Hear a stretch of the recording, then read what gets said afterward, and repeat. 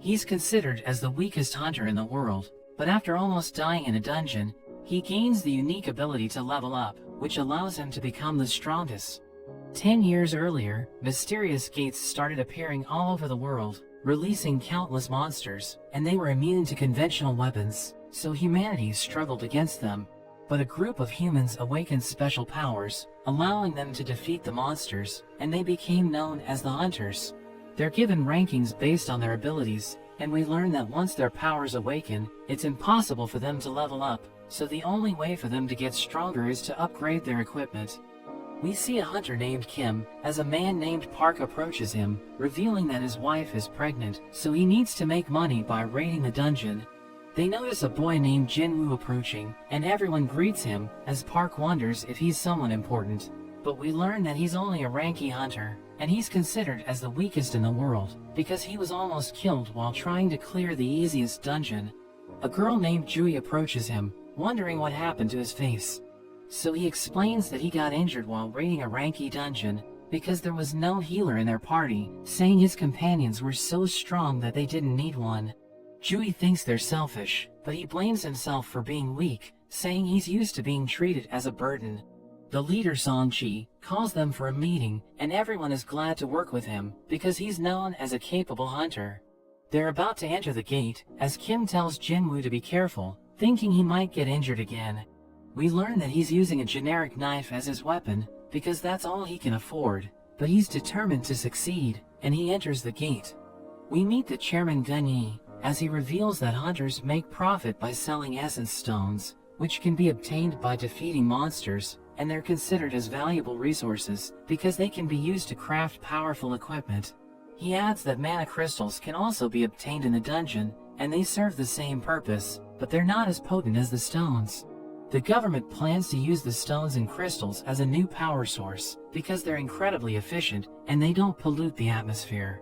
We return to Jinwoo, as he obtains his first essence stone, but a goblin attacks him, so he tries to fight back, but his knife shatters, and he ends up getting stabbed. Park kills the goblin, and Jui helps Jinwoo, who watches as their companions defeat the monsters. They're able to defeat the dungeon boss, and everyone celebrates, but Jui wonders why Jinwoo is still a hunter, saying she's worried about him, because he always gets injured. They collect the loot, but they appear to be disappointed, thinking it's not enough, but a hunter calls everyone, showing them a tunnel, as they realize that it's a double dungeon. They know that they will find more loot inside, but Song-chi reveals that they can't explore it, because they need to wait for orders from the Hunters Association. But Kim suggests breaking the rules, so that they can collect the loot. Song-chi thinks it's too risky, saying they should take a vote, but half of them oppose the idea, including Jui. Jinwoo is the only one that hasn't voted, and he's going to break the tie, so he realizes that his decision is going to affect the outcome. He considers that he could end up dying, but he thinks about his current situation, knowing his father is missing and his mother is in the hospital. His sister can't help him because she's still a student, so it's up to him to provide for her, knowing he needs the money to make ends meet, so he decides to enter the tunnel. Meanwhile, the officials are testing the powers of the new hunters to determine their rankings. We meet the guildmaster of the Hunters Guild Choi, as he orders the officials to send offers to promising newbies, because they need more hunters in the guild. We see thieves stealing a bag, and they're about to escape, but a girl gets in the way, retrieving the bag, and causing them to crash. She returns it to the owner, and everyone recognizes her as the S-rank hunter Heian, but she doesn't like getting the public's attention, so she escapes from the scene. Back in the dungeon, the hunters explore the tunnel, as Jui questions Jinwoo's decision, reminding him that he almost died. He knows that she saved his life, and she tells him to show his gratitude by having dinner with her, causing him to become flustered. At that moment, they see a door, thinking the boss must be inside. But as they enter it, they realize that it's filled with statues, and Jinwoo sees one of them, realizing that it's bigger than the others, as everyone wonders why there are no monsters. They see an ancient tablet, which mentions the commandments of the temple, and Song-chi reads it, revealing that it's telling them to worship and praise God, and prove their faith to him, or they won't be able to leave the room alive. But Jui notes that the huge statue appears to be watching them, and the door suddenly closes, causing everyone to panic. A hunter tries to leave, saying they shouldn't have entered the tunnel, but a statue attacks him, killing him in an instant, and everyone falls into despair, wondering how they're supposed to escape. Jinwoo thinks that the statues are too strong to be in a D-rank dungeon, and he looks at the huge statue, realizing that it's watching them. He recalls how he always has a brush with death during his raids, because he can't keep up with the other hunters. But he never gave up, and he learned to compensate for his weakness by observing everything in detail. He can tell that they're in trouble, so he tells everyone to take cover as the statue fires an energy beam, destroying everything in its path. Everyone realizes that their lives are in danger, and Song-chi tells everyone not to move, because it could trigger another attack. He approaches Jinwoo, wondering how he was able to sense the danger. He explains that it was just a gut feeling, but he realizes that Song-chi lost his arm, and he tells Jinwoo to help him stop the bleeding. So Jinwoo covers him with bandages, as he mentions that he was planning to ask for Jui's help. But she always freaks out when she experiences pressure, and this explains why she only joins easy raids, despite being a B-rank healer. Song-chi explains that he's been to B-rank dungeons, but he's never seen a monster as powerful as the statue, thinking it belongs to an S-rank dungeon. He recalls the commandments written on the tablet, and Jinwoo thinks that the huge statue is God. Song-chi knows that they're no match for it, so they need to find a way to escape. But a hunter mentions that he doesn't want to die, and he charges forward with ridiculous speed, but the statue attacks him, destroying him in an instant. Jinwoo realizes that it can kill them if it wanted to, wondering why it isn't attacking them. He recalls the writing on the tablet, asking Song-chi about it, so he mentions that the first commandment is to worship God. Jinwoo thinks that the dungeon has its own rules, and he stands up, as Song-chi tries to stop him, thinking he could get himself killed. But Song-chi realizes that he's determined to survive, and the statue of God prepares to attack him, but he bows his head, as he notes that it spared his life. So he tells everyone to prostrate themselves, saying it won't attack them if they keep their heads low. They follow his instructions, and the statue's eyes deactivate, but it suddenly starts smiling, so everyone becomes worried. But Park notes that it isn't doing anything, and everyone thinks they're safe. But it suddenly starts moving, walking towards them as they start to panic. Jinwoo reminds them that the second commandment is to praise God, and a man approaches the statue, claiming he knows what to do. He starts reciting a prayer, but it smiles at him as Jinwoo realizes that his plan isn't working. He gets crushed to death, and everyone starts running away as it chases after them. Park thinks about his family, knowing they're waiting for him to return, but he approaches a statue, and it starts moving, slicing him in half. Jinwoo thinks about the second commandment, realizing that the statues with weapons are killing his companions, and he sees statues with instruments, thinking they need to be activated, so he tells everyone to approach them. They follow his instructions, and the statues start playing the instruments, causing them to feel relieved, because their lives have been spared. Jinwoo approaches a statue with Jui, but it doesn't activate, and he realizes that it won't work if there are two people close to it. So he tells Jui to stay there, and he runs to activate the last one, but the statue of God starts pursuing him. It's about to crush him to death, and he manages to avoid it, but he gets blown away, activating another statue by accident. It attacks him, smashing the ground, and Jui thinks he's dead, but we see him crawling to the last one, refusing to give up, as the statue of God continues to pursue him. It stomps on him, but the last statue starts singing, and we see that he was able to activate it. So the statue of God spares him, returning to its throne as he realizes that they have completed the second commandment. Jui approaches him, but she realizes that he lost his leg, so she tries to heal him, but she ends up reaching her limit. Everyone realizes that their companions are dead, and Kim blames Song-chi for everything, because he's the leader of the group. Their companions think Kim is being unfair, because he suggested breaking the rules, and they start blaming each other. But Song-chi takes responsibility, because he was the one who made the final call. An altar suddenly appears, as Jinwoo explains that the third commandment is to prove their faith to God, thinking they need to perform a human sacrifice to survive. Kim tells Song-chi to offer his life, because he's the leader of the group, and he agrees to this, so he approaches the altar.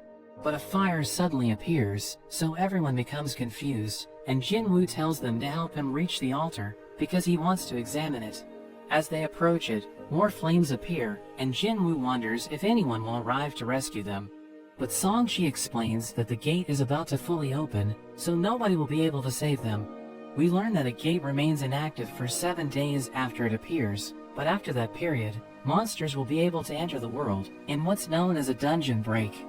So hunters are sent into the gate to prevent it from happening by defeating the dungeon boss, and Jinwoo realizes that if they fail, the statue of God will be able to enter their world, so they need to clear the dungeon at all costs. He advises everyone to approach the altar, and more flames appear as the altar activates, causing a ring of blue flames to surround it. The door opens, as everyone wonders if they can leave, but the statues start moving as a blue flame disappears. Everyone panics, but Jinwoo notes that the statues stop when he looks at them, and he tells everyone to keep their eyes open so that the statues won't be able to move. It appears to be working, but one of them panics, and she starts running away, causing a red flame to disappear. She manages to leave the room, and everyone wonders what's happening, because the commandment is to prove their faith. Jinwoo thinks it's a trap, but another one runs away, so he warns the others that they will have blind spots if more people leave. He thinks the blue flames serve as the timer, and the goal is to survive until they disappear, but Kim knows he isn't sure, because he has no evidence to support his theory. Kim thanks him for helping them survive, but he mentions that he has a family waiting for him, and he decides to run away. Jinwoo realizes that they can't stop all of the statues, and Song-Chi tells Jui to escape with Jinwoo, but her legs stop moving because she has already spent all of her energy. So Jinwoo tells Song-Chi to escape with her, saying he won't be able to run away because he only has one leg, and he gives her an essence stone, telling her to use it to buy dinner. She doesn't want to leave him, but Song-Chi knocks her out and carries her away. Jinwoo is the only one left, knowing he doesn't stand a chance, but he takes a sword, planning to fight until his last breath. But the statues attack him, blowing him away, and he ends up losing an arm. He endures a brutal beatdown, and he lands on the altar as a statue prepares to strike him down. He notes that he doesn't want to die, so he starts crying, but the timer expires as he receives a system message asking him if he wants to become a player. He wakes up in a hospital, realizing that his body has been completely healed. He wonders if it was just a dream, but the manager of the Hunters Association surveillance team, Jinchul, enters his room.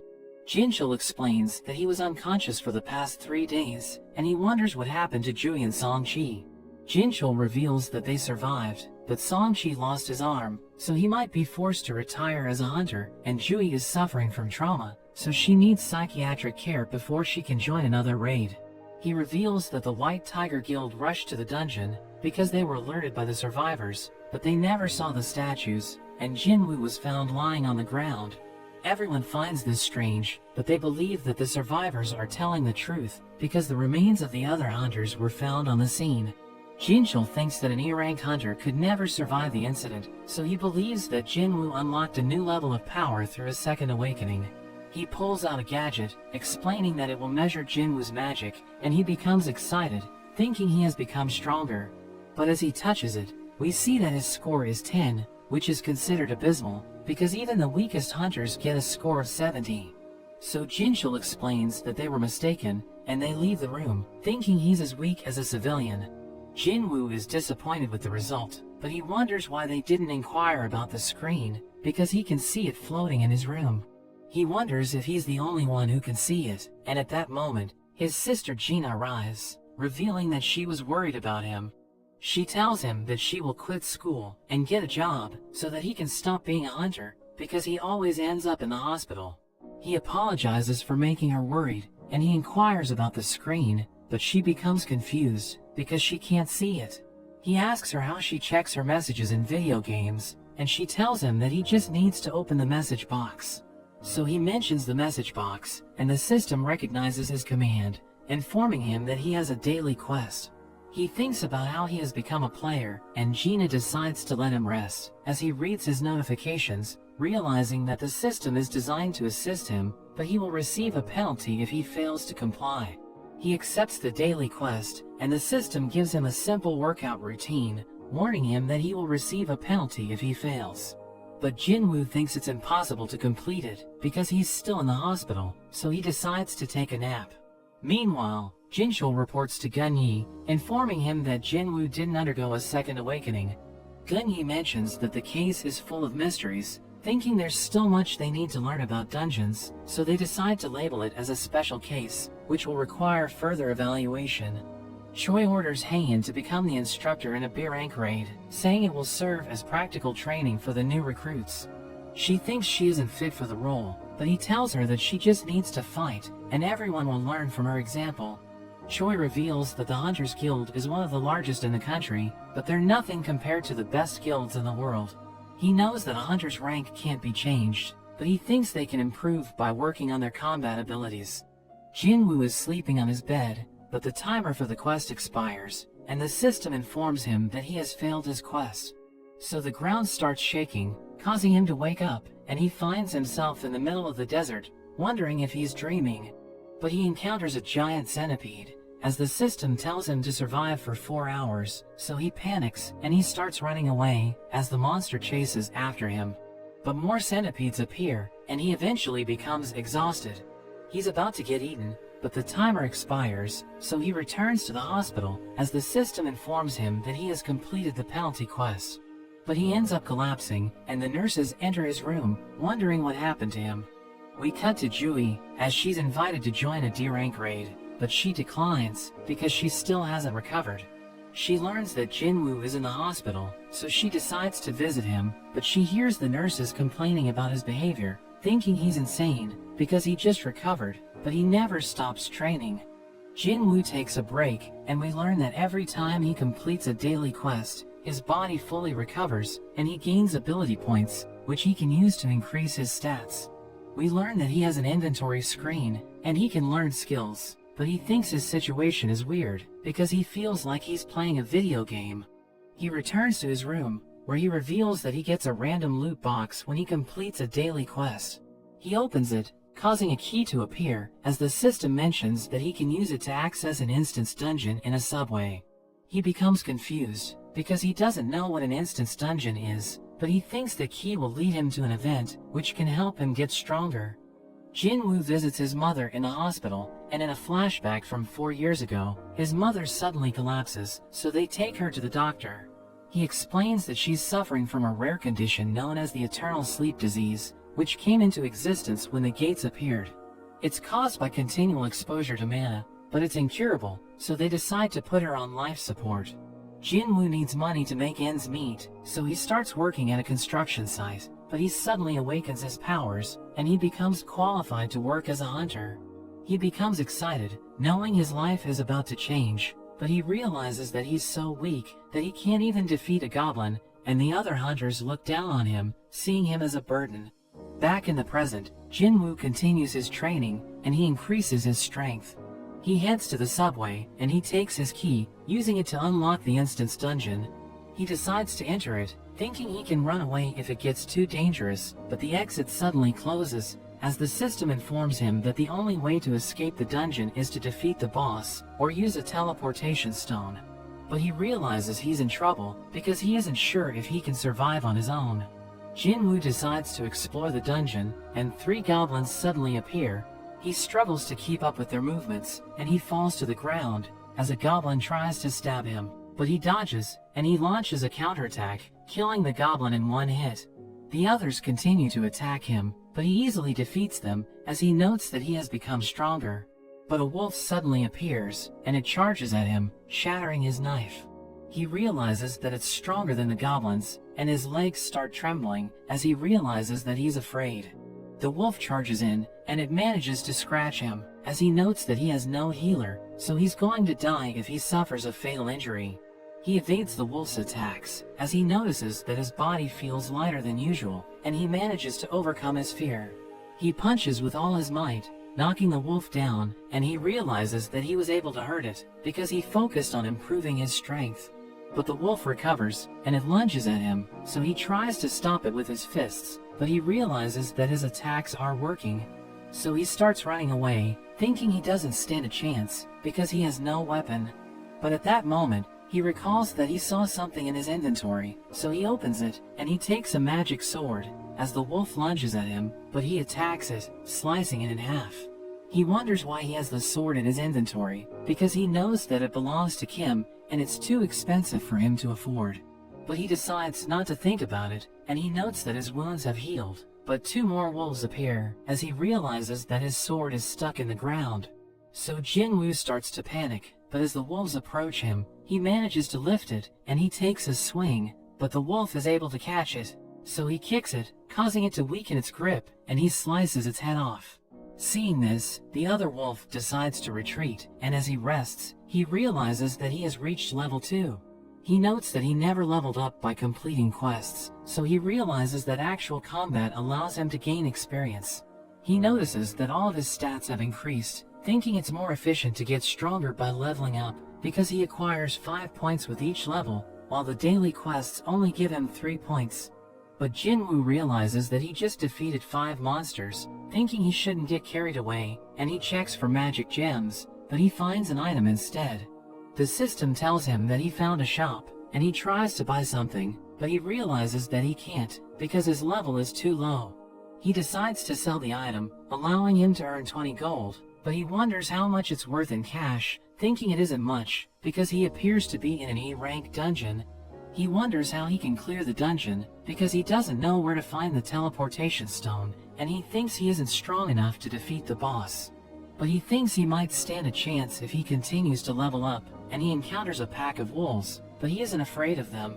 He charges in, swinging his blade, and killing them as they approach him. He ends up getting surrounded, but he isn't bothered, and he slaughters all of them, allowing him to level up. Jinwoo realizes that his sword is about to break, but he knows that weapons are expendable, and he's glad that the fight is over. He checks his inventory, and he realizes that he has already acquired the teleportation stone. But he decides to stay in the dungeon, because he wants to defeat the monsters to get stronger, thinking they will disappear if he teleports away. Jinwoo heads deeper into the dungeon, slaughtering the monsters along the way, as he notes that his battles are becoming easier. We learn that he can assess a monster's level by looking at the color of its name. The monsters with white names are weaker than him, while the ones with red names are stronger. He knows he's making progress, because the wolves used to have a red name, but now it's white. He senses the presence of the boss, and he isn't sure if he can defeat it, but he decides to fight it anyways. He reaches a swamp, and he sees a creature charging at him with incredible speed. He tries to block, but he gets knocked back, and he realizes that his sword is broken. A huge serpent appears, as Jinwoo notes that its name is Orange, so it has the same level as him, and he realizes that its body is covered in scales, so his sword is useless against it. It tries to attack him, and he manages to dodge, but he wonders how he can defeat it. It starts pursuing him, and he struggles to avoid its attacks, but it hits him with its tail, blowing him away. A train is about to crash into him, so he dashes away, and he barely manages to avoid it. He thinks he still isn't strong enough, wondering how hard he has to work to escape his life of constant ridicule. He continues to struggle against the serpent, as he recalls that he's considered as the weakest hunter in the world, thinking the weak are always powerless against the strong, so he's determined to become stronger. He charges at the serpent, evading its attack, and plunging his sword into its scales. It tries to attack him, but he avoids it, and he leaps into the air, as the serpent tries to eat him. But he suddenly disappears, and the serpent realizes that he's clinging to its body. Jinwoo uses his strength to crush its scales, and it appears to be in pain, so it smashes him against a pillar. But he doesn't let go, and he presses down on the serpent's neck with all his might, causing it to bleed, as he continues to tighten his grip. The serpent runs out of blood, and it crashes to the ground, as the system informs Jinwoo that he has defeated the boss. He receives a powerful dagger as a reward, along with a vial of the serpent's venom, thinking its effects are terrifying, because it permanently reduces strength to increase defense. With the boss defeated, the dungeon returns to its original state, and Jinwoo leaves the subway, wondering where everyone went, as a soldier approaches him, telling him that civilians aren't allowed in the area. But the soldier sees him carrying a sword, realizing he's a hunter, so he apologizes for being rude, saying he will escort him to the area. Jinwoo notes that the city is in ruins, and the soldier tells him that there was a dungeon break, but all of the monsters have been dealt with, except for the boss. He senses a powerful presence, and we see a huge golem fighting a group of hunters, as the civilians watch them from a distance. The hunters struggle against the golem because its defense is ridiculous, so even their most powerful attacks are working. Jinwoo arrives, and he notes that they're weak because most of them are only E-ranked. He realizes that Jui is with them, and she tries to cast a spell, but she recalls what happened in the dungeon, so she loses her composure. Jinwoo realizes that she still hasn't gotten over the trauma, and he decides to help them, knowing they're fighting against a D-rank boss, which is weaker than the one he just defeated. The hunters are about to get overwhelmed, but Jinwoo launches his sword with incredible strength, and it hits the golem, creating an opening for the other hunters, who use the opportunity to take it out. One of them wonders how they were able to defeat it, because their attacks weren't working, and he sees the sword on the ground, so he inquires about it. A soldier points to Jinwoo, but he's nowhere to be found, and we see that he has already left the scene, because he wasn't expecting his attack to have such an impact. Back in the hospital, Jinwoo continues his workout routine, and a nurse enters his room, but she's surprised to see that he's already ripped, wondering how he was able to achieve it in just a few days. She informs him that he's going to get discharged, but as he's about to leave his room, she asks for his number because she can't resist his charm. We meet the S-rank hunter Beck, who is invited as a special guest in a TV show. The interviewer asks him about his daily routine, so he tells her that he's always training because he doesn't want his combat skills to get rusty. He reveals that he used to work as a firefighter, so he knows how to respond to dangerous situations. Gina is watching the interview, but she realizes that she's already late, and Jinwoo tells her to be careful on her way to school. She notices he looks different, thinking it must be because of his training, and she's about to leave for school, but he gives her an umbrella, telling her to stay safe. After she leaves, he checks his daily quest, as he notes that he gained muscle mass, thinking it must be because his stats increased. He notes that he still hasn't distributed his ability points, thinking he needs more than just strength to defeat powerful monsters, so he decides to use them to improve his agility and perception. At that moment, he receives a call from the landlord, who tells him that his rent is due, so he promises to pay immediately. He knows that he has become stronger, so he thinks he'll be able to earn more money by raiding dungeons, but he notes that it's difficult to find a good job, because his rank is still at E. He thinks about undergoing a reevaluation, thinking it will allow him to raise his rank and earn more money. But it would attract too much attention, knowing his case is unusual, so he ultimately decides against it. He's surprised when he sees a high-paying job for rank E hunters, so he rushes over to the location and completes his daily quest along the way. He meets a hunter named Donsuk, who explains that his party only has 6 members, and they need 8 people to enter the C-rank dungeon, so they're hiring hunters to fill the slots. But he mentions that Jinwoo won't share the spoils, because he won't be fighting the monsters, but they will pay him a large commission for joining them. Jinwoo accepts the job, and Donsuk orders him to carry their luggage, but he wonders why the party has no healer, so Donsuk tells him that they're already used to fighting without one.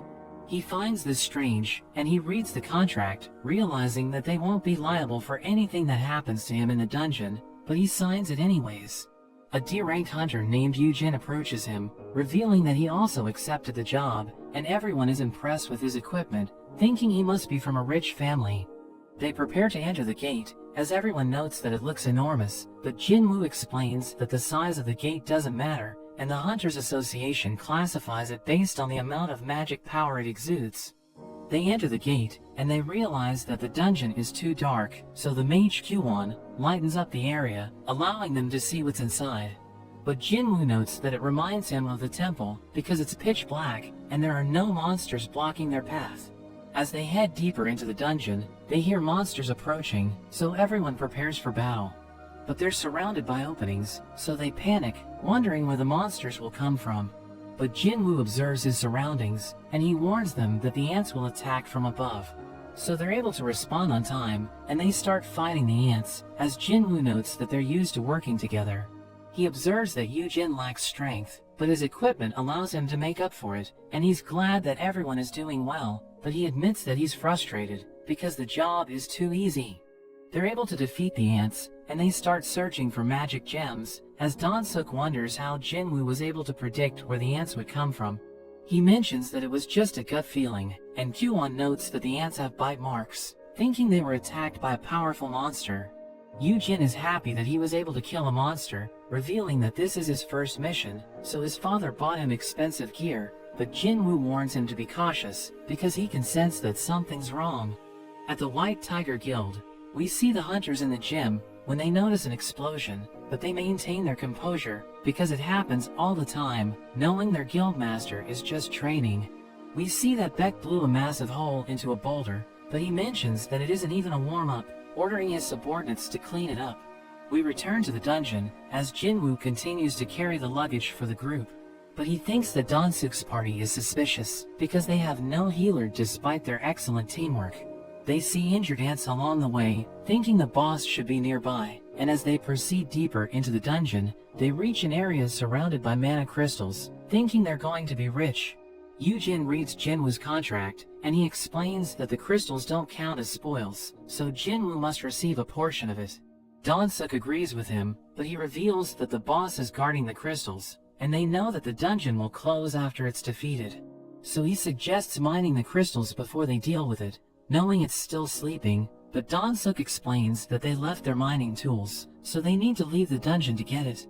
They leave Jin and Jinwoo inside, and Donsuk orders Kwon to block the path, so he uses his magic, causing an explosion which seals the entrance. Jinwoo realizes that they have been betrayed, as he recalls that Song-chi warned him that the crime rate for dungeon raids is high, because there's no way to tell if a hunter has been murdered in a dungeon. Jin blames himself for talking about the contract, but Jinwoo knows that Donsuk's party was planning to kill them from the very beginning. The spider approaches them, and Jin promises to protect Jinwoo, who notes that the spider is stronger than the bosses he defeated so far. He believes that he's no match for it, but he recalls his encounter with the statue of God, knowing the spider is nothing compared to it. So he tells Jin to stand back, as he prepares to fight the boss. Donsuk's companion wonders why they're using the spider to eliminate Jinwoo and Jin, so he explains that he didn't want to risk waking it up.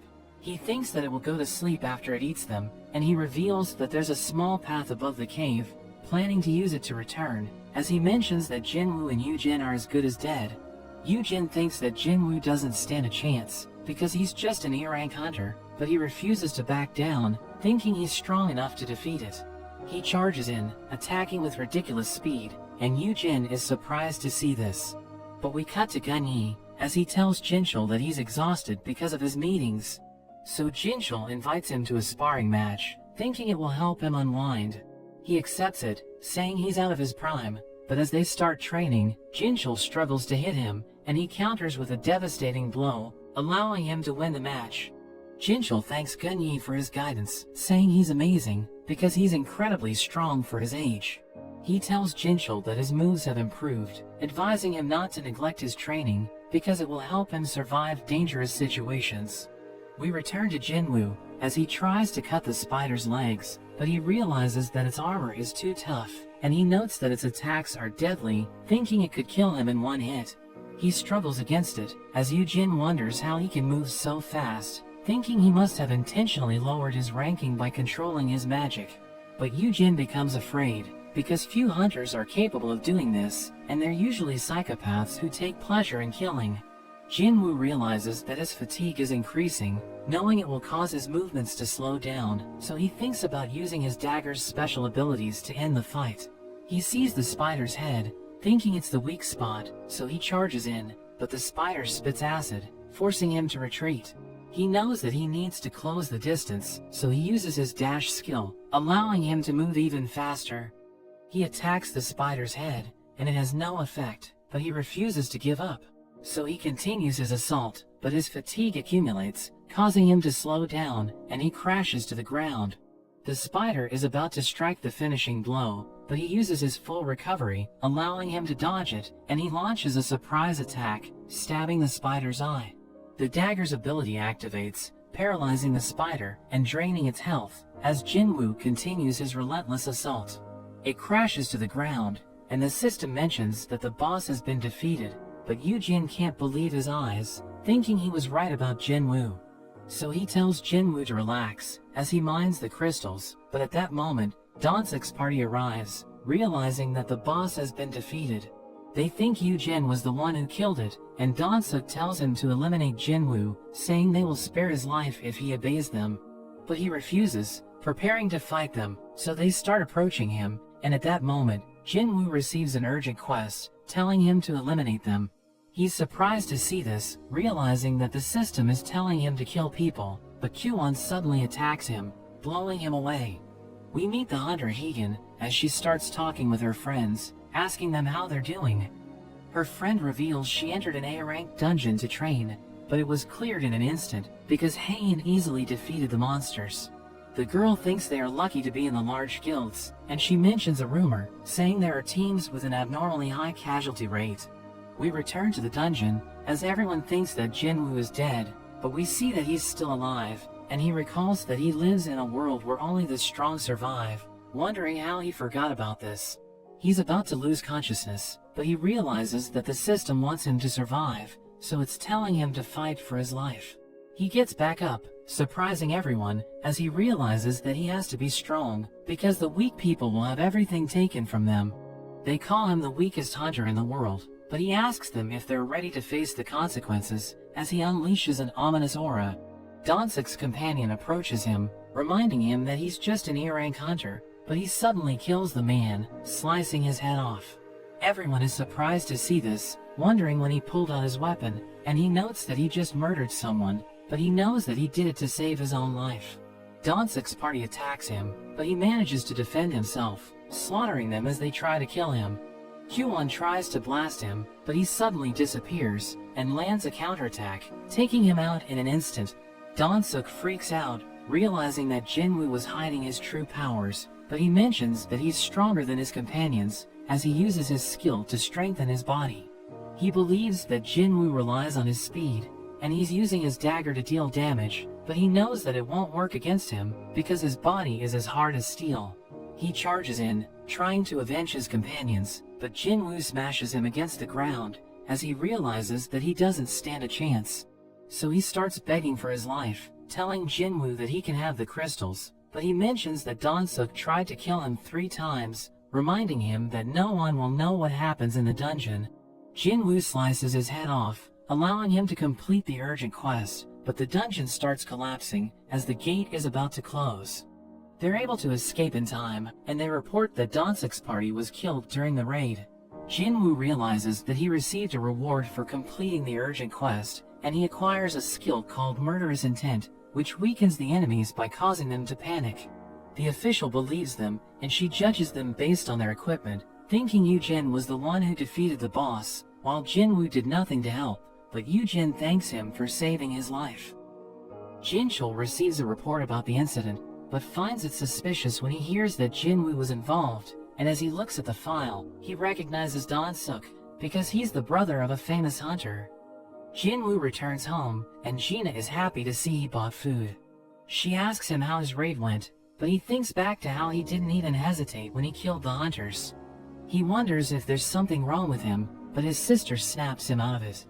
He decides not to worry about it, thinking he needs to prioritize getting stronger to protect his family. As he drinks his beer, he gets a notification of a debuff, but it seems to get cleansed. He keeps drinking in his room, but realizes he can't get drunk, and sees that one of his quest rewards gives him regeneration and immunity to status effects. He gets a call from Yu Jin, and they meet up at a cafe. Yu Jin sees him as his boss, and says he's putting together a team, but Jinwoo instantly turns him down. Jinwoo prepares to leave, but Yu Jin begs him to listen. He explains he's trying to become licensed as a guild master, but it requires 20 raids worth of experience. His father owns one of the country's biggest construction companies, and they are looking to form a guild. Jinwoo thinks about all the treasures that can be found in dungeons, so he isn't surprised with their plan. Yu Jin mentions his father wants an S-rank hunter to be the guild master, with his brother as second in command. Jinwoo notes that there are only 7 S-rank hunters in the whole country, and all of them are already in guilds besides one named Min, who's currently retired. Jinwoo realizes they plan to poach one from another guild, but he warns that it's a bad idea. Yu Jin reveals his brother can't be the guild master because he didn't awaken as a hunter, so it's his chance to take his place. Yu Jin points out how they can help each other. Jinwoo can participate in raids while hiding his power, while Yujin can convince his father of his success if he only has help from an E-rank hunter. He shows Jinwoo the building they plan to use as the guild's headquarters, valuing it at around $20 million, and he offers it in exchange for his help on 19 more raids.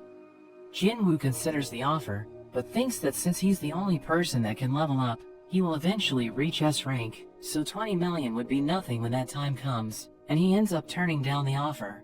Meanwhile in America, we meet Don-suk's brother Don-soo, and he hears the news about his brother. He knows his brother was murdered. Looking at the information on the two survivors, he plans to fly back to Korea to find them, but his assistant tells him his schedule is full, so he agrees to wait, hoping the two will survive until he has time for them. Jinwoo goes running with his sister, and he wonders what she would do if she had $20 million, but she finds it unrealistic. As Jinwoo goes to complete his daily quest, he realizes that the counter can go beyond his requirement. He decides to test the limit, and realizes he can do double the requirement. It turns into a secret quest, and he gets the option to receive a blessed loot box. It turns into another key, which seems to lead to the demon's castle, with a difficulty rank of S. He's shocked when he sees that it contains the ingredients for the elixir of life, and he thinks he can use it to save his mother. He opens the dungeon, revealing a flaming portal, wondering if he can really take on an S-rank dungeon, but we see he saved a teleportation stone just in case. As he approaches the entrance, he's confronted by a Cerberus, but he's determined to get stronger. He uses his dash to approach the beast, and he starts slashing at it, but it barely does any damage. He uses his murderous intent skill, but it has no effect. His arm gets bitten, and he loses a third of his HP. He manages to get back up, but the Cerberus uses a skill that doubles its stats. Jinwoo is unable to react, and he takes another hit. He gets smashed continuously, and we see his health is getting low. He prepares to use his teleportation stone, but the Cerberus attacks again, causing him to drop it. He wonders how he can survive, and he decides to try the snake's poison, remembering how he has debuff immunity, so he's able to get rid of the negative effect. The Cerberus lunges at him, taking another bite out of him, but he survives, and sees that the Cerberus' skill has ended. He rushes at it, and he's finally able to do some damage. The beast bites down on him, but he barely survives, and he stabs the dog's eye. He stabs it repeatedly, and he manages to kill the beast. He levels up after the fight, allowing him to heal, and he's glad that it's over. He receives another key to unlock the demon's castle, as well as the formula for the elixir of life, which requires 3 items from within the castle. Jinwoo realizes he needs to get stronger before he takes it on, but he swears to be back for it soon. He meets up with Yujin, saying he has changed his mind, so he's going to be joining the raids, under the condition that they will enter the dungeons alone. Yujin is surprised to hear this, reminding him that they need 8 members to enter the C-rank dungeons, but he explains that they can just hire people to meet the quota. Yujin thinks it's too risky, but Jinwoo tells him that they will be able to clear dungeons without casualties, and his father will be impressed to learn about this. He realizes that Jinwoo has a point, so he decides to look for members to join them. We see Hein in the middle of her training session, and while she rests, she's approached by a man, who invites her to be the guild master of Yujin's guild. Yujin's father Han tells him that the world has changed since the dungeons appeared, saying it can no longer maintain its infrastructure without the resources from the dungeons. Han knows that the world is relying on hunters, because they're the only ones who can gather the resources, and they're controlled by the association, which is owned by the state. But he reveals that the guilds are the ones making a fortune, since they're earning profits as the hunters gather resources.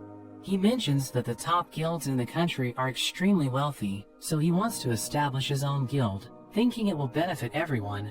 We return to Jinwoo, as he completes his daily quest, realizing that he can no longer go beyond his requirement, so he can't get another blessed loot box. He wants to receive an item which will help him get stronger, and he opens a regular loot box, but he receives a bingo card, thinking it's useless. He realizes that completing daily quests is inefficient, so he wants to fight monsters to become stronger. He thinks about defeating the centipede at the penalty zone, thinking it will help him level up, but he isn't sure if it will give him any XP.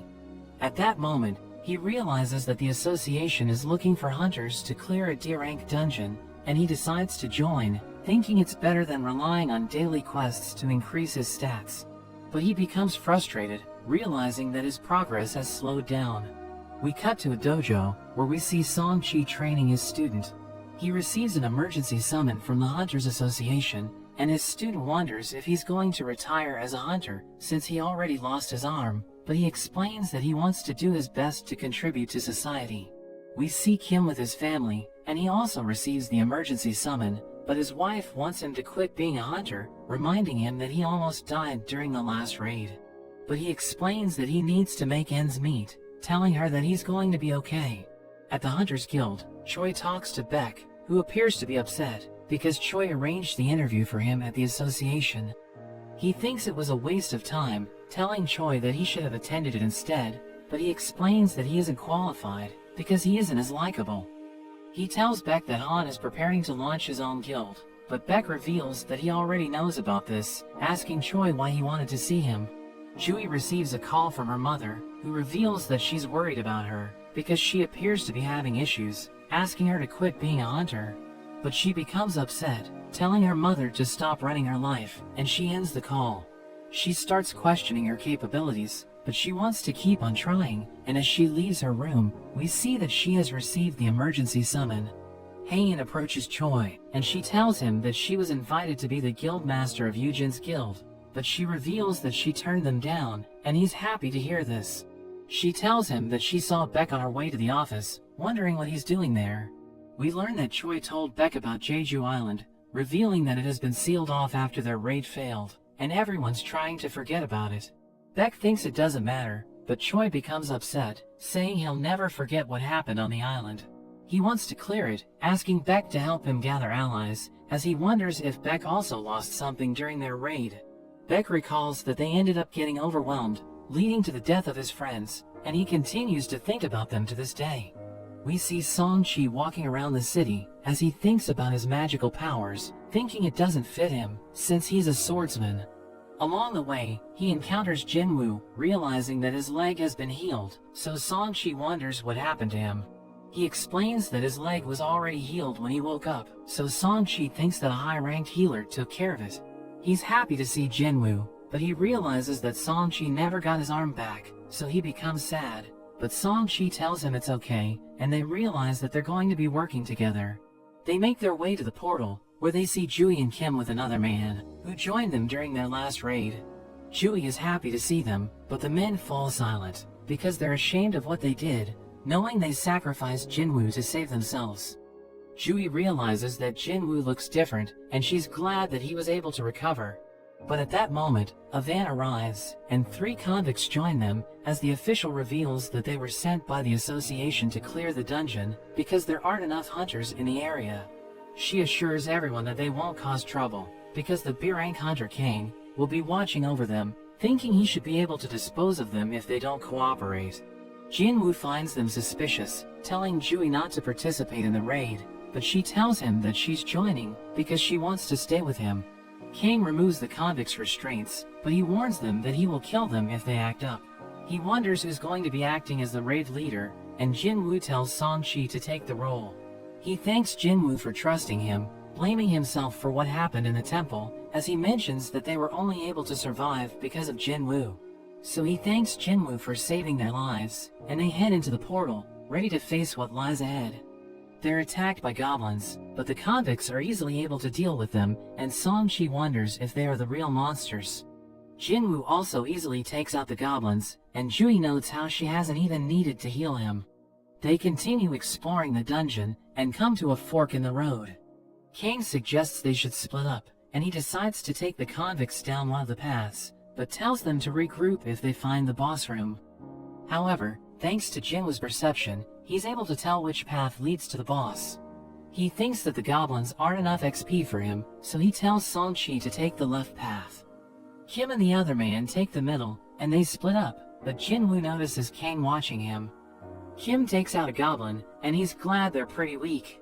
The other man hopes things go smoothly, but Kim thinks it can't be that bad since they let the weakest hunter on the mission, so the dungeon must be low level. but the man reminds him that Jinwoo was also in the last dungeon. Kim feels bad remembering how they abandoned him, and he decides to apologize to Jinwoo after this mission. Meanwhile, with the convicts, they get bored since the goblins are no challenge. In a flashback, we see Kang talking to a man who complains about the 3 men who abused his daughter, and she ended up taking her own life. But hunters are able to get reduced sentences by participating in dungeon raids. He thinks it's not fair, so he offers Kang money to kill them in the dungeon, saying that no one outside will know what happened. Back in the present, Kang tells the men he plans to report that they died to a horde of goblins. He easily takes them down, and he prepares to torture them, but Kim suddenly walks in on him. Meanwhile, Jinwoo remembers how he met Kang at the hospital, hoping he doesn't recognize him. But he suddenly hears a scream, so they rush back and find the bodies of the convicts.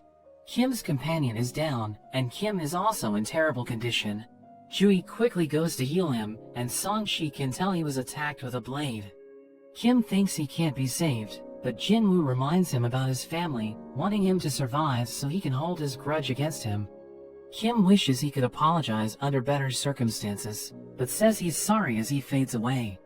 Kang watches them from above, preparing to attack, but Jinwoo catches his arm.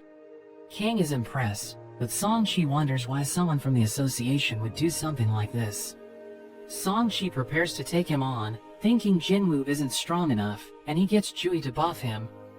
Even though Kang is higher ranked than him, he thinks assassins usually have low defense. Kang laughs at him for being a mage that uses a sword, but acknowledges that he has some skill. However, Song-chi takes a hit, but Jui instantly heals him, and Kang is annoyed by her, thinking he needs to take her out first. He rushes at her, but Song-chi stops him, saying he won't lose in terms of swordsmanship, but Kang's speed is too much, and he gets cut from all sides. Jui tries to heal him, but she's out of power, and Kang thinks it's over, but Song-chi suddenly uses his fire to blast him. Kang manages to avoid it, and commends him on his plan of using the sword as a distraction. He prepares to finish him off, but Jinwoo suddenly pushes him back. Kang wonders who he is, so he introduces himself as just an E-rank hunter. But Kang doesn't believe him, since he was able to stop 2 of his attacks, and he realizes that Jinwoo must have had a second awakening. Song-chi thinks it must have been the double dungeon, and Kang finally remembers who Jinwoo is, but he still thinks he has the upper hand since he has more experience. Jinwoo wonders why he did all of this, so he explains how the father asked him to kill the men, saying he's carrying out justice, but Jinwoo wonders about Kim, since he was tortured instead of being silenced, so Jinwoo thinks he's lying about wanting justice. He starts fighting with Jinwoo, and Song-chi can't believe how fast they're moving. Their speed seems to be equal, but Kang still thinks his experience gives him the edge. He kicks dirt into Jinwoo's eyes, landing multiple slashes, but Jinwoo's system activates, giving him a quest to defeat Kang. He gathers his power, and he suddenly gets even faster. Kang is hit by his dagger's poison, but Kang decides to use his own skill as he suddenly vanishes. Jinwoo tries to find him, but Kang notes that his stealth skill completely conceals him. Jinwoo tries to defend himself, but he gets cut in the leg, and Kang mentions that no one has ever seen his skill and lived to tell the tale. He thinks he's faster now that he cut Jinwoo's leg, but Jinwoo uses his full recovery to instantly heal it. Kang becomes confused, wondering how a combat hunter can also use healing magic, and he starts to think Jinwoo is dangerous. He disappears once again, but Jinwoo is now able to block his attacks by tracking his bloodlust. Jinwoo uses his murderous intent, completely overwhelming Kang, and he's defeated in an instant. Jinwoo completes his quest, and he also acquires the stealth skill. Kang wonders what he is, but Jinwoo says he isn't sure, but says that he's just a hunter that gets stronger with every fight. He thinks about how he's gotten stronger, but also feels something inside of him falling apart.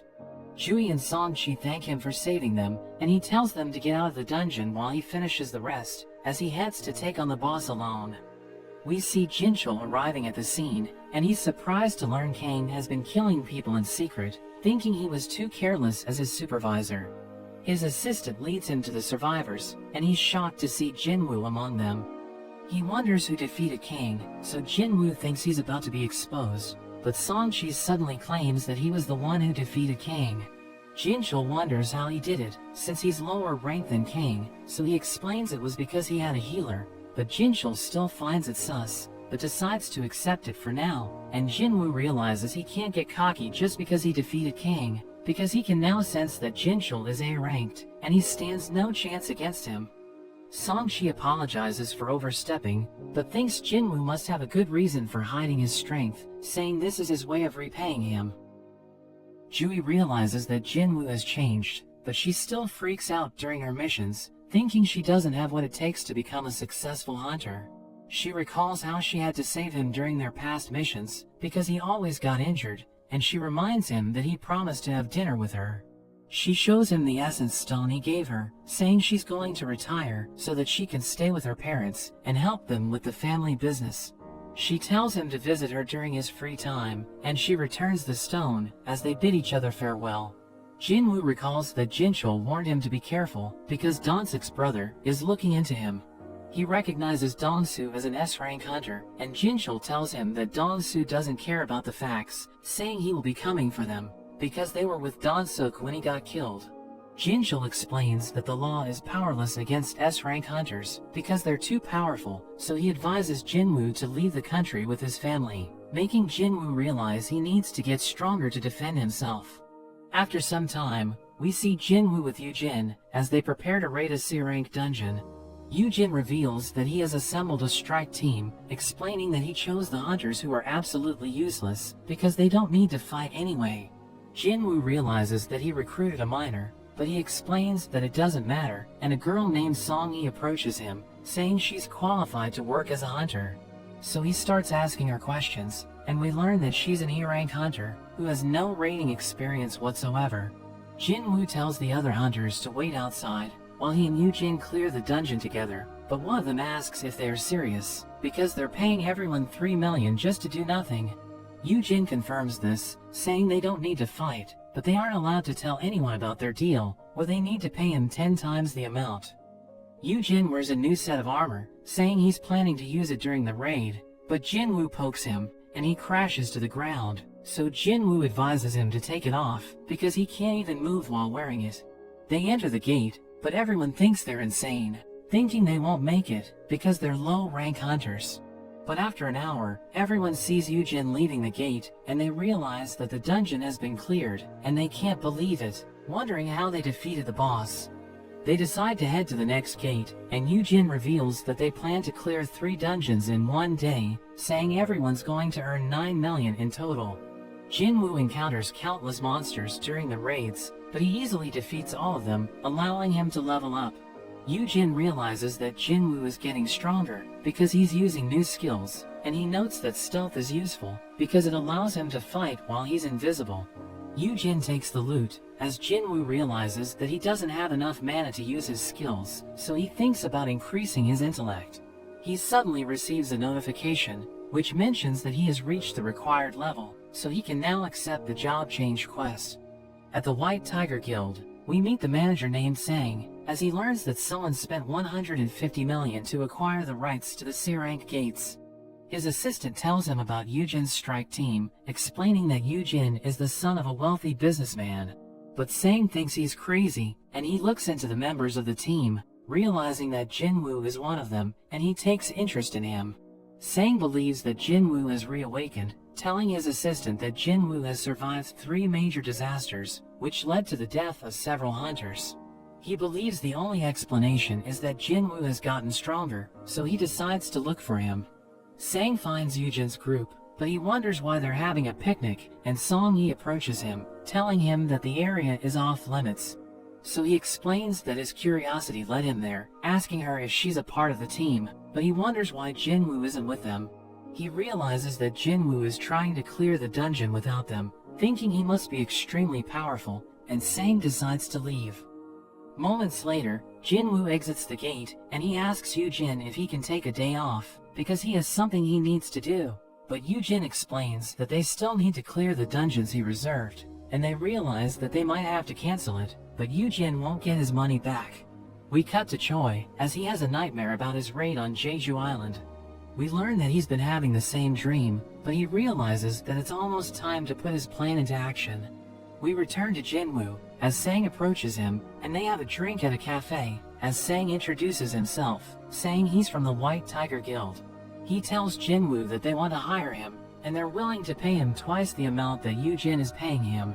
But he asks Sang how much the White Tiger Guild is worth, so he reveals that it's close to 50 billion, and Jinwoo explains that they can't afford him, because Yujin offered to give him a building worth 30 billion. Sang is surprised to hear this, and Jinwoo is about to leave, but he wonders how Sang learned about him. He suddenly disappears, and Sang panics, as Jinwoo cuts him.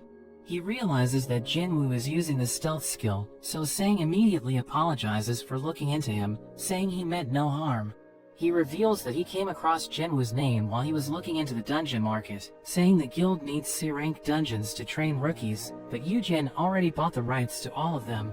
He explains that he and his assistant are the only ones who know about Jinwoo, and he tells Sang that he wants to keep a low profile, threatening to kill them if they write a report about him.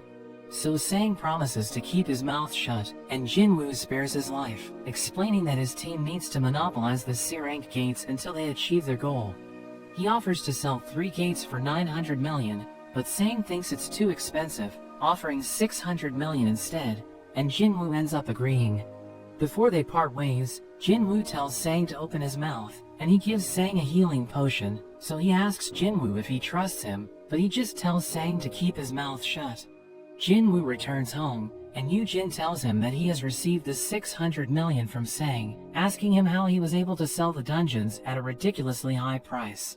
But he refuses to say anything, and Sang realizes that he has been scammed, because there are other C-rank dungeons selling for less than half the price. He receives a message from Jinwoo, which mentions that he's going to forget that Sang spied on him, and Sang realizes that they're now even. Jinwoo leaves the city, and he goes to a forest, where he plans to complete the job change quest. He notes that he was given time to decide, thinking the quest is going to be difficult, but he accepts it anyway, and a portal appears, so he enters it, as he wonders what's waiting for him inside. He realizes that the dungeon is too peaceful, but the system informs him that he can't heal while he's inside, and he can't leave until he has cleared the dungeon. A knight approaches him, so he equips his dagger, and he manages to land a hit, but it doesn't do anything. So he tries using his skill to land a critical hit, but his dagger can't pierce through its armor, and he realizes that his weapon is useless against it. So he uses his bare hands, and he's able to remove its head, killing it in an instant, but a group of knights suddenly appear. We cut to Yujin, as he has dinner with his family. We learn that his brother Yusong is trying to establish a guild, but he can't find an S-rank hunter to lead it, so he thinks about recruiting hunters from overseas. He knows that Yujin is also trying to start a guild in secret, so he tells Yujin not to get in the way, but he chooses not to say anything, thinking his brother will be surprised to learn about Jinwoo. Jinwoo uses his brute strength to defeat the knights, and he notes that he's getting tired, but he suddenly senses a presence, so he takes his weapon, and he stabs an assassin, realizing that they have the stealth skill. A mage suddenly attacks him, but it misses, as he realizes that the enemies in the dungeon are similar to the ones he fought in the past. He knows that dealing with them is going to be difficult, because they have different weaknesses, and he notes that he needs higher intellect to deal with the mages. So he struggles against them, and he realizes that his fatigue is starting to build up. But he still manages to defeat them, and he realizes that they dropped an armor, so he decides to wear it, realizing that it's invisible, and it doesn't restrict his movements. He notes that his fatigue has recovered, so he decides to proceed deeper, and he sees an enormous door, so he opens it, thinking he's about to meet the boss. He enters the throne room, where he senses a powerful presence, as the knight commander named Igris appears. He realizes that it's stronger than him, thinking it's nothing like the opponents he defeated so far. It suddenly charges in, and he's able to evade its attack, but it shatters the pillar behind him. Igris takes a swing, and he tries to block it, but it sends him flying, and Igris continues to pursue him as he struggles to keep up with its movements. He tries to fight back, but it dodges his attacks, and he manages to land a hit, but it doesn't do anything. Igris strikes back, and he tries to defend against it, but it manages to overpower him, pushing him back. He notes that he can match Igris's speed, but he's no match for its strength, and his dagger is useless against its armor, so he wonders how he can defeat it. He doesn't think he can win without his weapon, but he decides to throw hands, and Igris throws away his weapons, wanting to fight fair. We see Gunyi in his office as Jinchul joins him, telling him that Choi has made his move, and Gunyi receives a call from Choi, who reveals that his group is ready to head out. He thanks Gunyi for approving the mission, and Gunyi explains that the public hasn't forgotten about Jeju Island, telling him to be careful. We return to Jinwoo, as Igris smashes him to the ground, and throws him away. He endures a brutal beatdown, and he notes that he would have died if it weren't for his armor. Thinking the only way to defeat Igris is to boost his speed, so he uses his dash skill, and he attacks Igris with everything he has. But it manages to evade his attacks, and it counters, launching him to the air and smashing him into the ground. But Jinwoo refuses to give up, attacking Igris relentlessly, and he's able to hit its head, causing it to black out. But it immediately recovers, and it becomes enraged, delivering a devastating combo, and sending him crashing against the wall. Jinwoo is exhausted, as Igris summons its sword, trying to finish him off, but he still refuses to give up, pushing the sword away. He equips his dagger, and he uses it to blind Igris, causing it to become stunned, as he smashes it against the corner. But Igris takes his dagger, trying to use it to kill him, but it suddenly disappears, because it can't change owners, so it returns to Jinwoo's inventory. He equips it once again, and he targets Igris's neck, attacking it with everything he has. The dagger pierces through it, killing Igris in an instant, as Jinwoo realizes he has won, but he notes that he just got lucky, because Igris was the superior fighter. The system shows him his rewards, which includes an S-rank helmet, so he tries wearing it, as he notes that this is the first time he acquired such a powerful equipment. He also receives a rune stone, which allows him to learn a skill called the Ruler's Hand, and he wonders why Igris dropped a teleportation stone, thinking he has already cleared the dungeon. But portals suddenly appear, as the system tells him to survive for as long as possible. It displays a timer, as countless knights enter the room, so Jinwoo takes them on, but he realizes that there's too many of them. So he uses his stealth skill, thinking about hiding to buy time, but a mage appears, and it casts a spell, which allows the knights to see him. He's about to get hit, so he uses his murderous intent, stunning the knights, and he takes them out, but he realizes that he's running out of mana. He struggles to fight on, realizing that he has only survived for 5 minutes, and he thinks about using the teleportation stone, but a knight suddenly attacks him, causing him to drop it. He gets sent flying, and thinks that without the teleportation stone, the only way to survive is to continue fighting. He does his best against the knights, but his stamina is low, so he can't use his skills. He barely has any HP left, but he refuses to give up and continues to fight. However, he reaches his limits and is brought to his knees. He thinks about his companions telling him he's done enough, and he sees his old self, thinking he should be happy with how far he has come. Meanwhile, at the association, we learn more about the previous Jeju Island raid. It was a horrific failure where many lives were lost, scarring all the hunters that survived, but Gunyi thinks it's something they need to overcome, or else they will all be destroyed. Jinwoo continues to struggle, and his other self tells him that although he might look different, he's still the same E-rank hunter, telling him to know his place. Jinwoo gets smashed into the ground, and a knight approaches to finish him off, but he notices that his daily quest is just about to expire.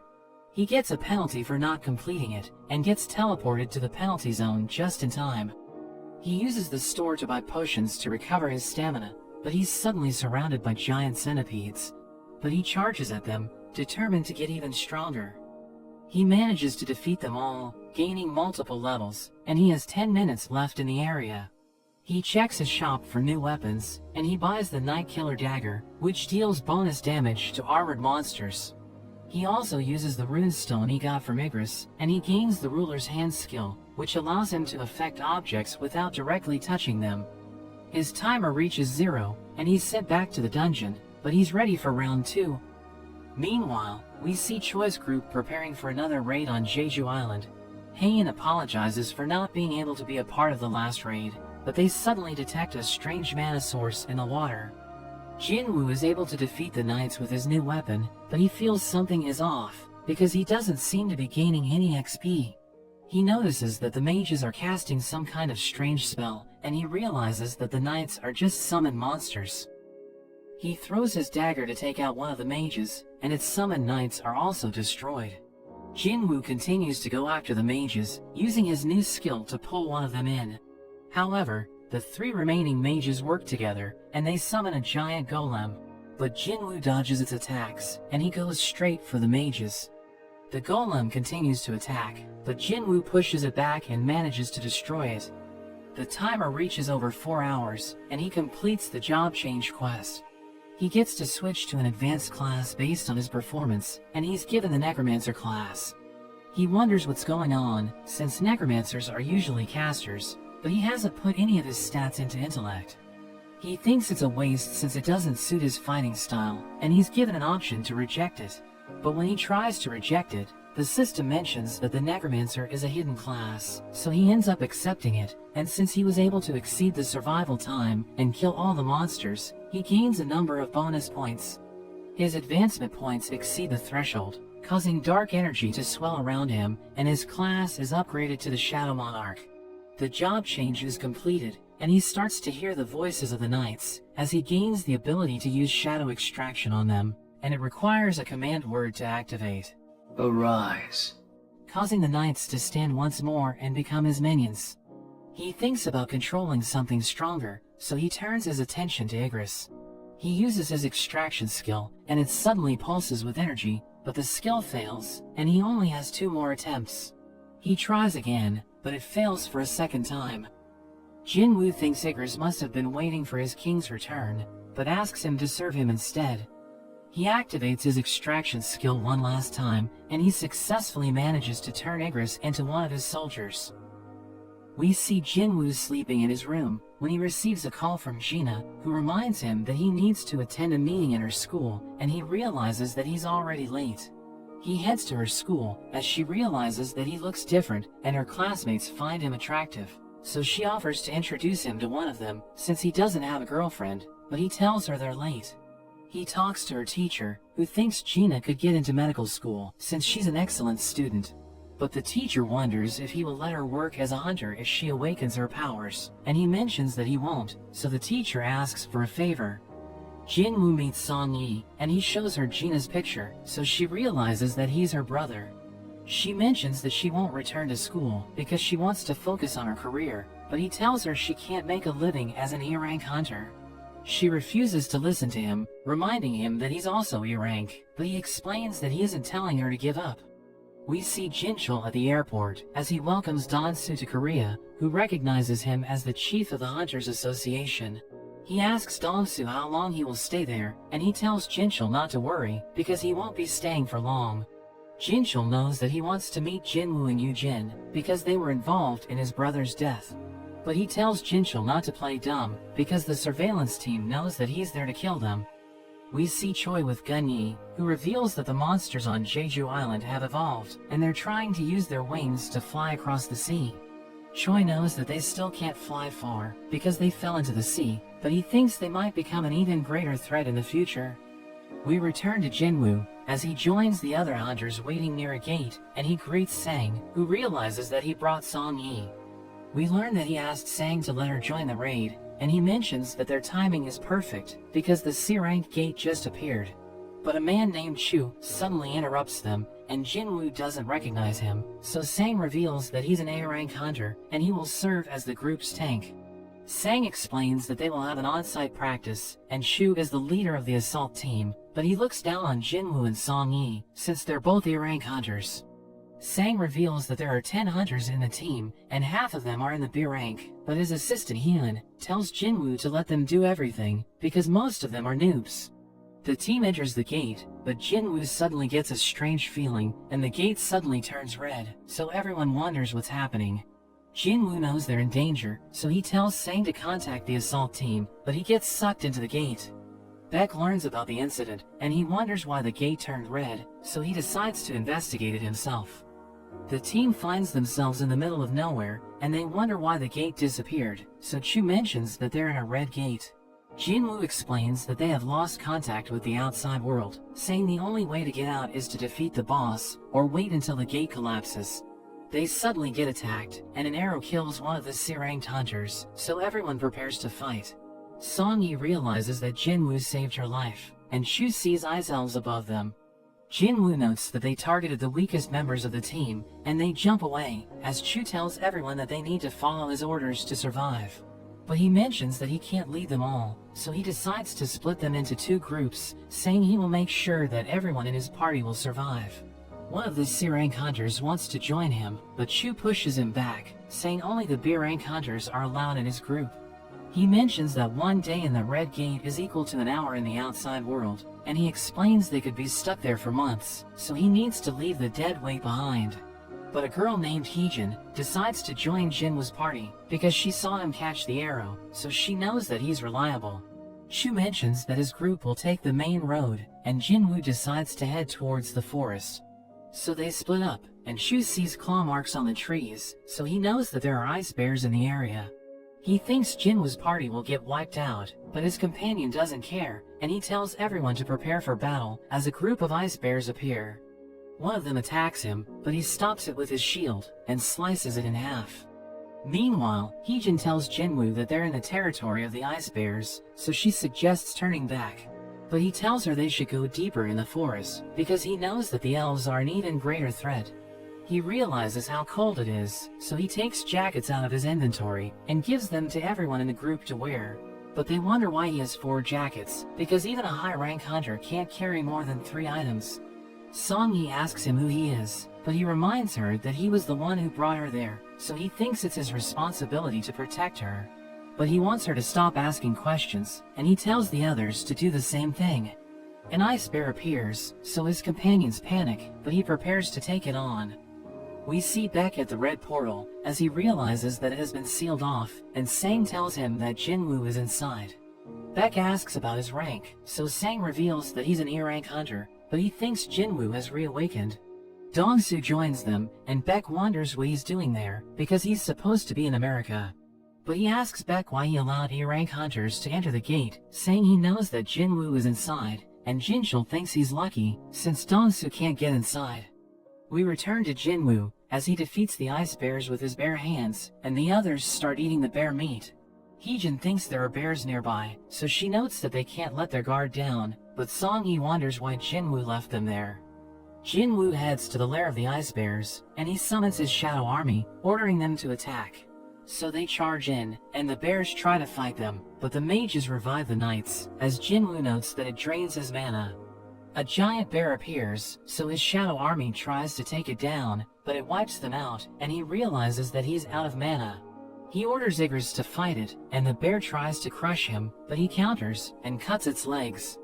It tries to unleash its powers, but he slices off its head, and Jinwoo is impressed, as he realizes that Igris is stronger than him. He turns the bears into shadows, and he adds them all to his army. We see Chu's party struggling against the elves, and his companions beg him to save them, but they all end up dying. He can't believe what's happening, because he was about to become an elite member of the White Tigers, but he's no match for the elves. He sees one of them smiling, so he freaks out, and he runs away, as their boss watches him from a distance.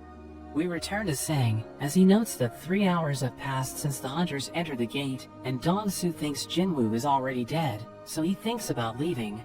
But he wonders what Jinwoo is doing inside the gate, since he isn't a member of the White Tigers. Sang reveals that Jinwoo is his friend, so he allowed him to join the party, but Dongsu strangles Sang, asking him what he's up to. Beck tells Dongsu to let him go, but he tells Beck he doesn't take orders from him, so they both unleash their powers, creating a powerful shockwave, and they attack each other, but Jinchul stops them.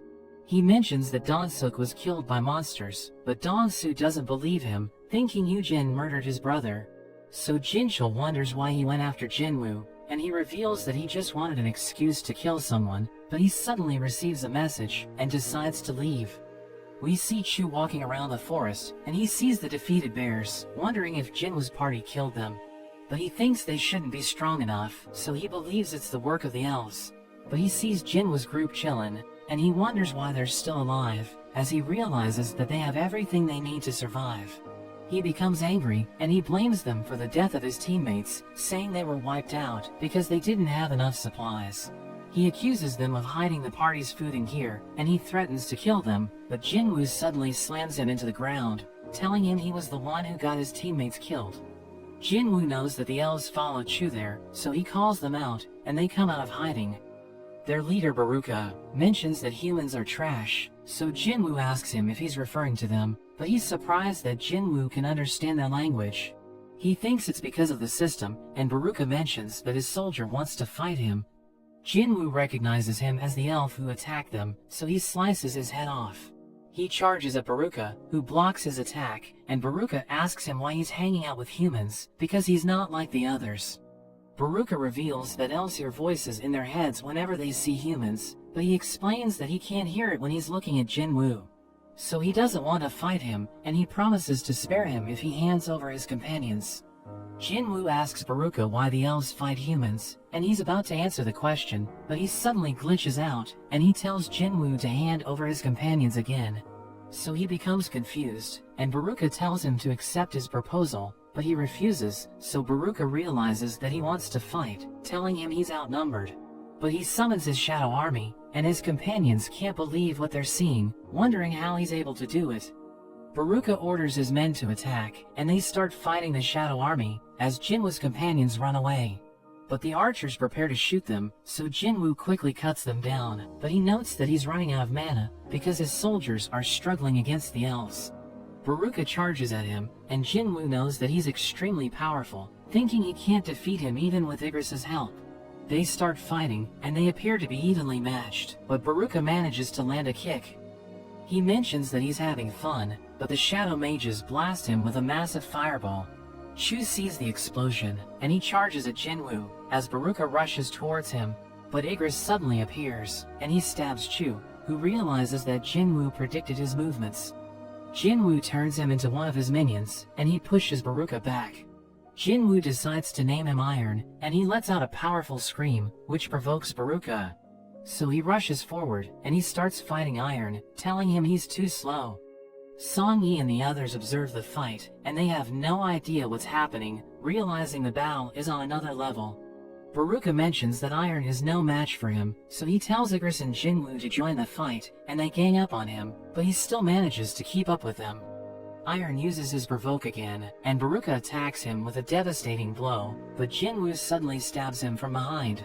But he realizes that he missed the vital areas, and Baruka tells Jinwoo not to underestimate him. But Jinwoo tells him his soldiers are weak, and he realizes that his army has been wiped out, so he gets angry, and he rushes forward. Jinwoo throws his knife, but he misses, so Baruka mocks him, but he pulls it back with his ruler's hand, and it's about to hit Baruka. He manages to block it, but his knife ends up breaking, and Iron restrains him, as the mages blast him with their flames, causing a massive explosion. But he still manages to break free, and he threatens to kill everyone, but Jinwoo stabs him again, telling him the fight is over. Baruka doesn't believe him, but Iron appears behind him, and crushes him with his hammer. Jinwoo levels up, but Iron keeps smashing Baruka, so Jinwoo tells him to stop. His companions ask him if it's over, and he tells them they can go home, so they celebrate their victory. Sang mentions that a week has passed inside the gate, and he tells Baek to go home, but he insists on staying, since the members of his guild are trapped inside. The gate suddenly returns to normal, and he thinks Chu saved everyone, but only Jinwoo's group makes it out.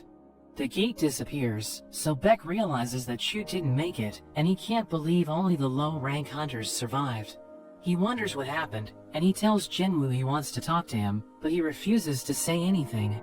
So Baek tries to intimidate him, telling him that 6 members of the White Tigers went missing, and he mentions that he's the person in charge, so he wants to know what happened. But Jinwoo mentions that he saved 2 members of the guild, telling Baek he should be thanking him instead, so he apologizes for his actions. As Jinwoo leaves, Baek asks Heejin why he appears to be upset, so she explains that she doesn't know, saying his mood was suddenly ruined after he defeated the boss. Sang thinks he's just tired, saying he's not a bad person, and Baek orders Sang to bring him to their guild.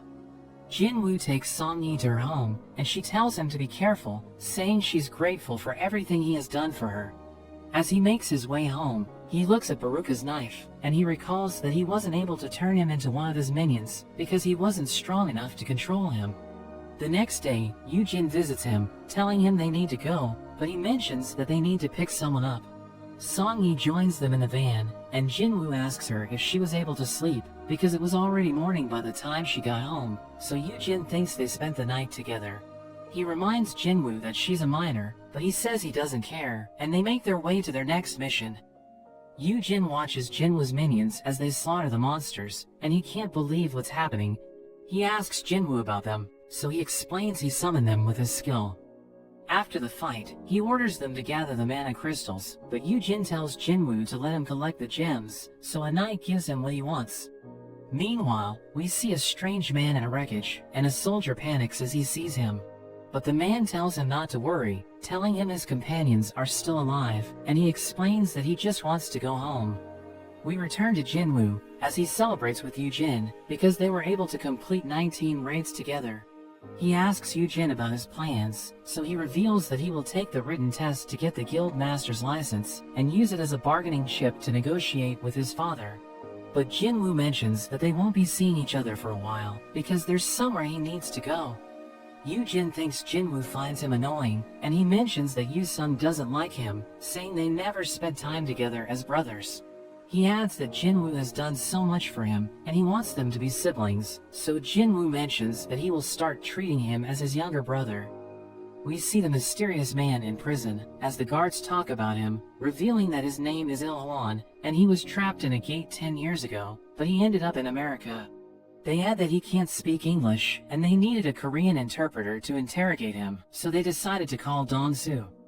Jinwoo returns to the demon's castle, as he recalls that he was level 20 when he fought the Cerberus, but now his level has tripled, so he thinks he can easily defeat the monsters in the dungeon. He uses his key to open the door, and he receives a quest, which tells him to collect 10,000 demon souls in the castle. He notes that it's a ridiculous amount, but he's determined to complete it, because he needs to collect the items needed for the elixir of life. We see Yujin talking to his father, and he mentions that he wants to become the leader of their guild. But Han knows that Jinwoo helped Yujin obtain the guild master license, so he thinks Yujin isn't worthy to become their leader. But he still insists on becoming the guild master, so Han decides to give him a chance, under the condition that he recruits Jinwoo into their guild. We return to Jinwoo, as he defeats the demons on the first floor, but the system tells him he can't turn them into his minions, because their mana is contaminated. He receives a permit, which allows him to enter the second floor, but he can only use it on the teleportation circle. He notes that he doesn't want to walk, because the dungeon is enormous, so he summons the leader of the Ice Bears, and he orders it to take him to the teleportation circle. Demons block their path, but it charges past them, and he's impressed by its strength, so he decides to name it Tank. We see Hain in the swimming pool, and the other girls think she's gorgeous. But she recalls that Choi told her about the winged monsters from Jeju Island, and she wonders why he isn't telling the public about it. So he reveals that it's an order from the association, saying they don't want everyone to panic. But he tells her not to worry, as he mentions that they need to strengthen their guild so that they can defeat the monsters. Jinwoo continues to hunt demons, as he notes that the dungeon is filled with B-rank monsters, but they continue to get stronger as he climbs the castle. He notes that it's easy to clear the floors, as long as he focuses on the demons that carry entry permits. But he thinks the castle has 100 floors, and he notes that he needs to hurry, because he doesn't have enough food to reach the top floor. Meanwhile, Heejin tells Sang that Jinwoo isn't home, so she thinks they shouldn't have come to his place. Sang knows that he hasn't been participating in raids, saying his last known location is at the very center of the urban area. She wonders how Sang knows about it, so he explains that he knows how to do his job, but he wonders where he went. Jinwoo completes his quest, and he sees the Lord of the Lower Floors. His minions start fighting the demons in the area, as he notes that his intelligence has increased, so he now has better control over his army. But the boss suddenly attacks them, so he punches it with all his might, and it gets blown away, as he realizes his strength has also improved. But it immediately recovers, and it charges at him, so Iron gives him his shield, and he uses it to defend himself, as the boss attacks him relentlessly. He sees an opening, so he lunges at the boss, but it takes a swing, and he realizes that he's about to get hit. But he uses Ruler's hand to stop the attack, and he manages to dodge it, as he realizes that the boss can read his movements. He notes that he needs to aim for its head to defeat it, and he runs away, as it chases after him. But he sees a building, so he uses his skills to climb it, as the boss crashes into it. He then takes his knife, and he launches a surprise attack, cutting the boss's neck. It falls to the ground, and the debris crushes its body, as Jinwoo receives a World Tree fragment as a reward for defeating it. We see Il-hwan in the interrogation room, where Dong-su calls him a talking monster, but he explains that he's human, telling Dong-su to test his DNA if he doesn't believe him. He mentions that he's upset because his boss interrupted him when he was about to have some fun. But Il-hwan asks him how much he knows about gates and magic beasts, thinking the worst disaster is about to happen, and he mentions that his goal is to prevent it. Dong-su thinks they can stop it if they gather the hunters around the world, but Il-hwan tells him they won't stand a chance. He checks Il-hwan's record, realizing he's Jinwoo's father, so he threatens to kill him, telling him his son is already dead. We see firemen at the scene, as the people realize that the disaster was caused by two S-rank hunters. But they think they're lucky that the damage didn't spread, because Dong-su was defeated in an instant. We return to Jinwoo, as his minions slaughter the demons on the 75th floor, and he tells the boss that the battle is one-sided. But the boss just stares at him, as he wonders if magic beasts also feel fear, and he finishes it off, as the system tells him he has leveled up again. But he realizes that he's out of food, and he notes that he still has a long way to go, because there are 25 floors left in the castle. We learn that he received an earring and a necklace from the bosses he defeated, and they're part of a set which boosts his stats. But he notes that he still needs to find an item to complete it, thinking the next boss will drop it, and he also received an item called the Avaricious Glass, which can boost the magic power of his mages. He opens a cursed loot box, which gives him a key, but the system doesn't give him information about it. He notes that he was able to gather 2 of the items needed for the Elixir of Life, and he thinks about finding the last item to save his mother. But he decides to call it a day, thinking he will find it the next time he